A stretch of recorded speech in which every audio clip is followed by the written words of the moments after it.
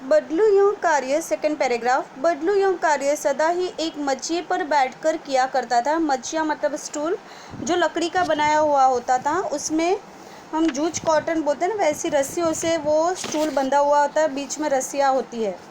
बहुत ही पुरानी थी। बगल में ही उसका एक हुक्का रखा था जिसे वह नीचे बीच बीच में पीता रहता था। गांव में मेरा दोपहर का समय अधिकतर बदलू के पास बीतता था। किसका? लेखक का।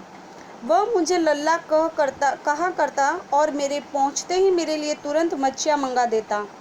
मैं घंटों बैठे बैठे उस पर इस प्रकार चूड़ियाँ बनाते देखता रहता। वहाँ लेखक घंटों भर उसके पास बैठे रहते थे और लगभग रोज़ ही यह 4-6 जोड़े चूड़ियाँ बनाता था। पूरा जोड़ा बना लेने पर वह उसे बेलन पर चढ़ाकर कुछ क्षण चुपचाप देखता रहता था। बेलन जैसे लकड़ी का होता है, उस पर चढ़ाकर क्या करता है, वह उस पर रखकर देखता था कि वो कैसे लग रही है। और हम देख सकते हैं कि रोज़ ही वह 4-6 जोड़े चूड़ियाँ बना लेता था।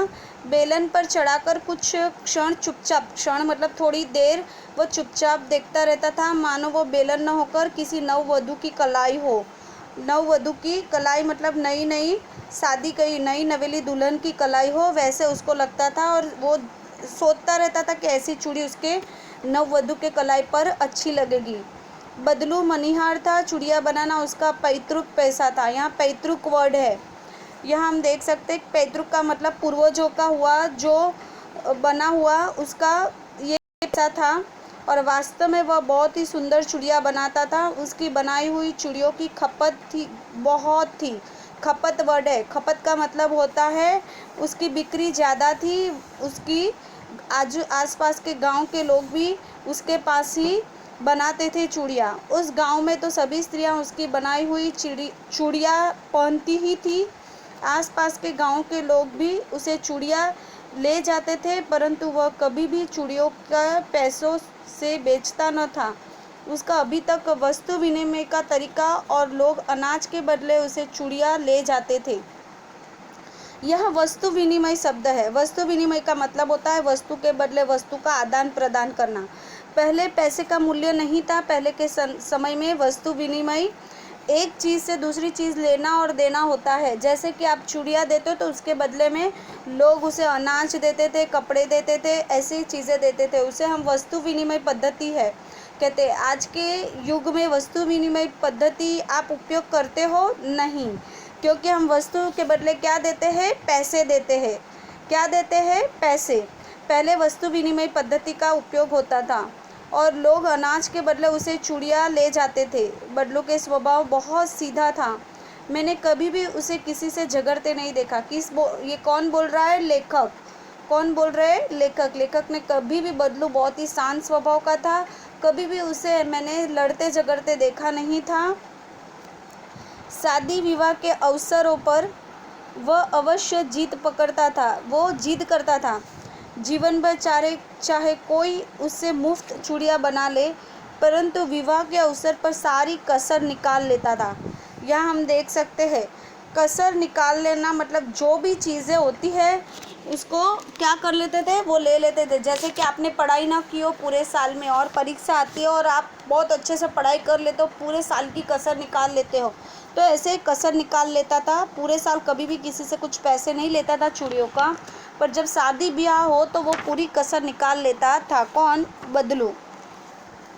बदलू स्वभाव से बहुत ही सीधा था और हम देख सकते हैं वो जीवन भर चाहे कोई उसे मुफ्त चूड़ियाँ ले जाए, परंतु विवाह के अवसर पर सारी कसर निकाल लेता था। आखिर सुहाग के जोड़े का महत्व ही और है।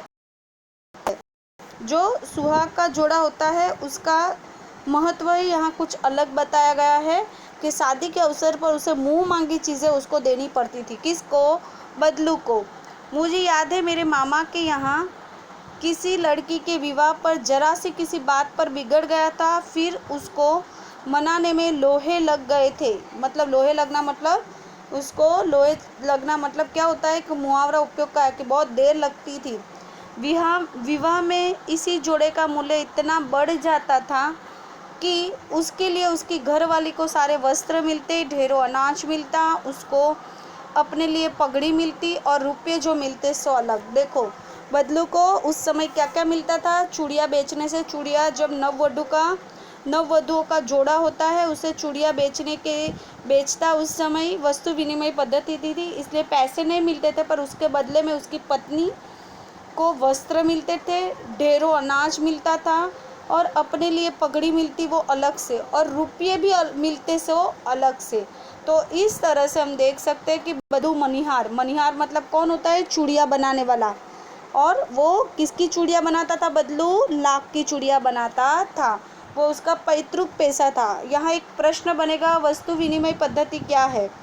वस्तु विनिमय पद्धति का मतलब होता है चीज़ों के आदान प्रदान करना, एक चीज़ के बदले दूसरी चीज़ देना। हम देख सकते हैं कि चूड़ियों के बदले अनाज देते थे, कपड़े देते थे, उसे वस्तु विनिमय पद्धति कह सकते हैं। तो हम इस पार्ट में हम देख सकते हैं कि बदलू मनिहार की बातें हमें बताई गई